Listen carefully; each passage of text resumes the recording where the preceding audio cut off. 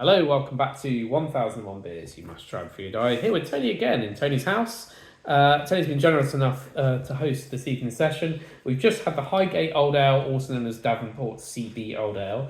And then we have a bit of a wild card that I believe it was Simon, once again, who found this was in existence. But this is a beer ostensibly from the United States, but these brewers do cuckoo brewing, and they're now cuckoo brewing at a brewery in Sheffield, but it's a beer in the book. So we have a beer which in the book is 6.5, but in the can we've got here is 7.3.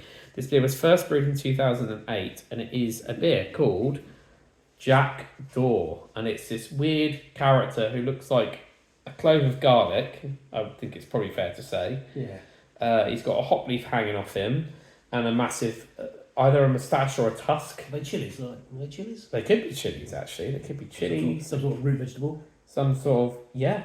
Maybe like a big thing of turmeric. A turmeric thing, but we've got an interesting stuff. So it's a bit different to the one. The one in the book is a glass bottle version, but I'll explain more as we go through. Do you want to pour us some beer? So I'll tell you what the taste notes say. This might have changed a little bit, but it says pours pale straw gold with a pronounced haze and pillowy head. The nose is driven by a typical spicy saison character, and this is an American saison as a style, with additional sappy, fruity notes. A burst of carbonation on the tongue reveals a bittersweet body with a gentle acidity. The finish is medium, long, spicy, and grassy. Well, we'll see. I mean, I think one benefit of being a can that it can't be bottle conditioned, which is a good start. So we can't have anything that's charged, so we can have the whole can. Which actually one thing I quite like about cans is you can drink the whole lot of it, which is great. There you go. Aha, lovely. Well, it looks exactly like the book does.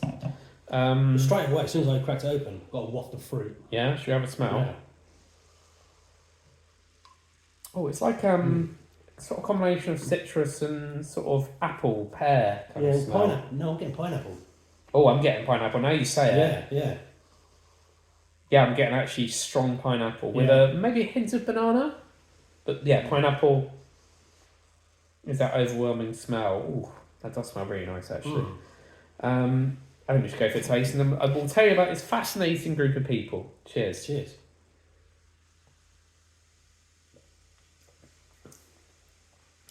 That's very nice. Oh, yes, yeah. That is very nice.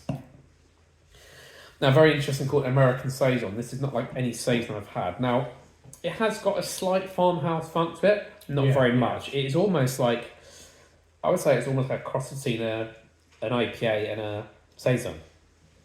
Because it's really citrusy. It's got those kind of, that kind of pineapple taste to it, which you got in the nose. And it's got that slight farmhouse sourness, but you're getting a bitter aftertaste. It's really nice. It's got the initial hit of taste as you get this smash of pineapple in the face. Yeah. And it rounds out, and you get this hot bitterness. But that is genuinely very nice. The original brewery was called Pretty Things Beer and Ale Project, and I believe probably they still call themselves that, and they go around places. And for those not aware of cuckoo brewing, it's basically where people go and use another brewery and do beers with them. So the brewery they've used here is, who is it called? The St. Mars of the Desert. It says brewed and canned by Dan and Martha in our brewery at Attercliffe, Holly Packet Brewers Limited, the brewery of St. Mars of the Desert, Sheffield, which is quite the mouthful. I don't know what St. Mars of the Desert means. It's got something here. Jack Daw roughly translates as Jack of Gold. He's a grain of barley. Oh, that's what he is. He's not a garlic clove. The patron saint of Smod, our own small god. This beer is refreshing, continental in yeast character and assertively hoppy. Salut. It is refreshing. And it is, it's all those things, and it is assertively hoppy. That is, they've managed to really get a great combination of flavours in there. But these guys, Dan and Martha, they've come from the USA, Boston, Massachusetts. But they've also, they also did some brewing in the UK back in the day as well.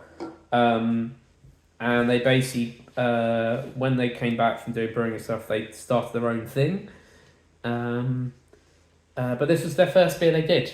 It says, basically, they took the plunge and they ran out of all money after their first brew day, but they had their batch of their first kegged and bottled Jackdaw. This is their first one they did.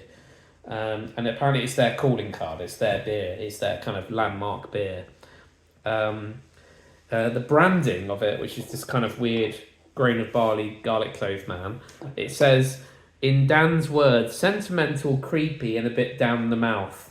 Which is basically says that it's a Saison Americaine. And what he means by that is, and it's said there, the American Saison, is they're not trying to stick to a beer style. They're brewing in their own way, which I think they have, actually. I think they've done quite a good job of it. Yeah. So it basically says they use the kind of the Saison yeast straight and then just add a load of American hops into it. But I think it's absolutely fascinating, actually. I think it's really good beer. It's very nice. I can't go with that smell, The pineapple just... It's so nice. Yeah. Now, I'm generally not a huge Saison fan, and there's some Saisons I've had which I've found awful. Saison DuPont in this book is lovely, but this is not... You can't really pigeonhole this beer. It's just really nice. It's very fresh. Yeah. Very, very, very fresh. I could see myself drinking this on a warm summer's day in your garden, and just sitting there and just relaxing and watching the time go by. It's a very, very sort of chill, fresh, summery beer. I might have to keep the 2 cans that I've got for the guys. Yeah, that is genuinely very good. Well, I hope they brew some more of it at St Mars of the Desert, because that is really a very exceptional beer. And I don't think I was expecting to be quite as good as that. No. So they've done a good job there. Not quite sure why. Why do you think he's standing in a bucket? He's standing in a bucket there. And the bucket has some symbols on. There's the Star of David there, controversial. And some XXX, a Chinese symbol, and something else. But although it is essentially a replica of the original design. It's almost identical. Yeah. And it's got this big sort of rosette that says "yes" on it. I'm not really sure what that's about either, but it doesn't really explain it. But in some ways, maybe it's nice it doesn't, because it just it's a fun design. I quite like this character, actually. I still think he looks like a garlic clove, but he is. I like all this hop detailing. I think that's quite good fun. Yeah. Interesting, in the original design, he hasn't got the hops on him. No hops and no hop cones, not hop leaves. They're in the bucket instead. But yeah, this is really good. Yeah. Really, really good beer. Pleasant surprise. Yeah. So I think we'll leave it there. Like, comment, subscribe. See you for a beer review very, very soon. Goodbye. Cheers.